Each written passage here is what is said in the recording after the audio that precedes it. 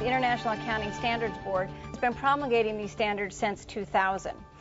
They are a private sector standard setting body that sets standards for non-governmental entities and not-for-profit organizations. I kind of refer to it as the commercial and the not-for-profit group. The governmental entities are excluded from the ISB scope. The ISB is founded in London or located in London. You'll hear a lot about Europe as we talk today. There are 14 members. 12 of those members are full-time and 2 of them are part-time. And they're made up of preparers, auditors, users, and academics. They are selected based upon their technical skills and their background experience in international business and market conditions. They do not try to dominate with one country over another. And in fact, of those 14 members, 3 of them are from the United States. Mary Barth is a professor at Stanford. John Smith is with Deloitte & Touche, had been with Deloitte & Touche and has since retired. And of course, our old friend Jim Leisenring, who had been at the FASB for years, has been sitting on the ISB since its inception as well. So the standard setting activities at the ISB are funded generally through fundraising activities and their publications of their sales. And as we'll discuss a little later, that's actually a critical part of the convergence process, is to find the ISB a stable funding source. But what's interesting is there was a predecessor to the ISB that was known as the International Accounting Standards Committee. And they basically were a group of volunteers that for over 20 years got together and did their best to set standards that could be used throughout the international community, would be a core set of standards that could be built on.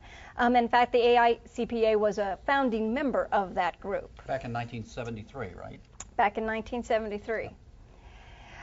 This is a graph that kind of shows the ISB process and their structure. And you see the ISB in the middle, and they promulgate what is known as IFRS. Now, we probably should take a minute to say it is IFRS. There are those that will say IFRS, those that will say IFRS.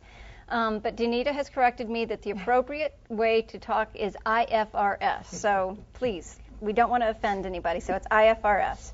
So ISB does those standards. And what's really important about this structure is that they have bifurcated the governance part, the business part, the organizational part from the ISB.